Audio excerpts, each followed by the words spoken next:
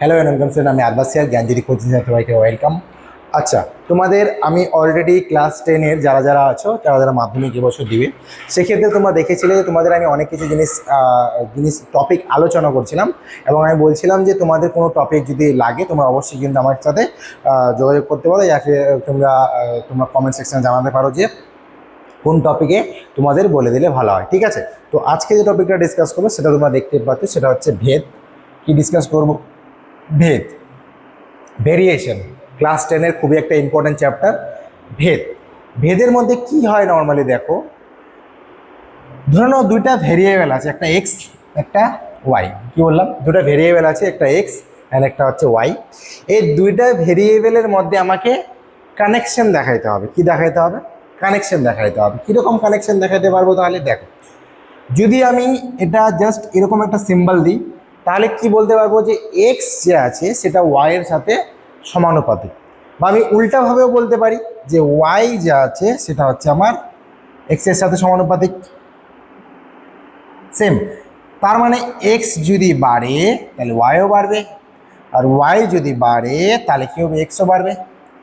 X যদি কমে তাহলে ওয়াইও কমবে, আর যদি ওয়াই কমে তাহলে হচ্ছে আমার কি এক্সও কমবে, তাই তো? এই হচ্ছে সিস্টেম। এবার এখানে আমাদের মেন কি, এটাকে আমাদের বলা হয় কি সরল ভেদ। কি বলা হয় এটাকে? আমাদের সরল ভেদ। এটাকে আমাদের বলা হয় কি? সরল ভেদ। তাহলে সরল ভেদে আমরা কি শিখলাম? যে দুটা জিনিস আছে, একটা হচ্ছে এক্স সমানুপাতিক ওয়াই, এটা হচ্ছে আমাদের সরল ভেদ। সরল ভেদ কেন বলে? কারণ একটা ভেরিয়েবল আরেকটা ভেরিয়েবলের উপর ডিপেন্ডেন্ট, ও যা করবে তার অপোজিটে কিন্তু সেও তাই করবে। এটা হচ্ছে আমাদের কি? সরল ভেদ। এবার আসি আরেক রকমের ভেদ, সেটা হচ্ছে আমাদের কি? ব্যস্ত ভেদ। কি ভেদ? ব্যস্ত ভেদ। এবার দেখো, ব্যস্ত ভেদে আমাদের কি করতে হবে? সেম, আমি দুটো ভেরিয়েবল নিলাম এক্স আর ওয়াই। এবার কিন্তু তুমি ওয়াইটা যখন লিখছো তখন কিন্তু অবভিয়াসলি আমি এবার নতুন একটা ভেরিয়েবল নিচ্ছি, সেটা হচ্ছে কত? জেড নিচ্ছি। কত নিচ্ছি? জেড। দেখো, এবার আমি এইটা যেটা লিখেছি এটাকে আমাদের বলা হয় কি? ব্যস্ত ভেদ। কেন ব্যস্ত ভেদ বলবো? যদি এক্স বাড়ে, কি বললাম? যদি এক্স বাড়ে তাহলে ওয়াই কমবে। এটা ভালো মিলা। এক্স যদি বাড়ে তাহলে ওয়াই কিন্তু কমবে, আবার এক্স যদি কমে তাহলে ওয়াই কি করবে? বাড়বে, তাই তো? এটা তো আমার সিস্টেম। এবার এখানে কি হয়েছিল? এখানে হয়েছিল যে ওয়াই বাড়লে এক্স বাড়বে, এক্স বাড়লে ওয়াই বাড়বে, তাই তো? এটা আমাদের লজিক ছিল। কিন্তু এর পরের যে পোর্শনটা করলাম সেখানে কি এক্স বাড়লে জেড কমবে অ্যান্ড জেড বাড়লে এক্স কমবে। এটা ভাইস ভার্সা হিসাবে এরকমও লেখা যেতে পারে, তাই তো? তাহলে এটা আমাদের কি? ব্যস্ত ভেদ। এবার ভেদের নর্মালি কনসেপ্টে বলা হয় যে দুটা যখন রিলেশন ক্রিয়েট হয়, এই দুটো রিলেশন থেকে তোমরা আরেকটা থার্ড রিলেশন কিন্তু ক্রিয়েট করতে পারবে। কিভাবে পারবে? চলো দেখি কিভাবে করা যায়।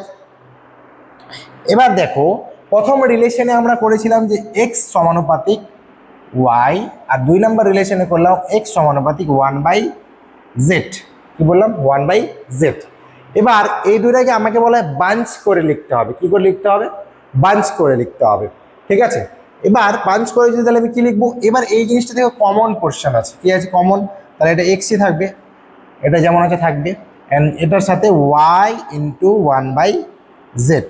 তাহলে এটা এক্স সমানুপাতিক y/z হিসাবে লেখা যেতে পারে। এবার এখানে একটা জিনিস লাগবে, সেটা কি? দেখো যে এক্স সমানুপাতিক ওয়াই আছে, তো কি আছে? এক্স সমানুপাতিক ওয়াই। তাহলে এখানে আমি আগেও অনেক ভিডিওতে তোমাদের বলেছিলাম যে এক্স ইকুয়াল টু একটা কে আসবে। কে আসবে? কে আসবে? কে আসবে? ভালো মতো শোনো, কে আসবে, এই যে কেই আসবে অ্যাকচুয়ালি। নেক্সট এখানেও সেমভাবে কি এক্স সমানুপাতিক কে বাই জেড, এখানেও কিন্তু আমাদের একটা কে আসবে, এক্স সমান সমান কে ওয়াই বাই জেড। ঠিক আছে, এটা হচ্ছে রিলেশন। ঠিক আছে, এই হচ্ছে আমাদের রিলেশন। আর এইটাকেই আমাদের বলা হয় কি? যৌগিক ভেদ। যৌগিক ভেদ। কি বলা হয়? যৌগিক ভেদ। তার মানে যৌগিক ভেদ কোন থেকে বলবো? যৌগিক ভেদ বলবো আমাদের এই যে দুটা কানেকশন আছে, এই দুটা কানেকশনের মধ্যে যেটা একসাথে হবে সেটাকে আমাদের বলা হয় কি? যৌগিক ভেদ। এবং তার সাথে যেটা নর্মাল আছে সেটা হচ্ছে আমাদের সরল ভেদ, এটাকে আমাদের ব্যস্ত ভেদ। এবং এই চিহ্নটা ওঠানোর জন্য, সমানুপাতিক চিহ্নটা ওঠানোর জন্য বা ব্যস্তানুপাতিক চিহ্নটা ওঠানোর জন্য আমার কিন্তু একটা কে আসবে, কে আসবে, কে আসবে, ঠিক আছে। এই হচ্ছে তোমাদের নর্মাল কনসেপ্ট ভেদের, ঠিক আছে।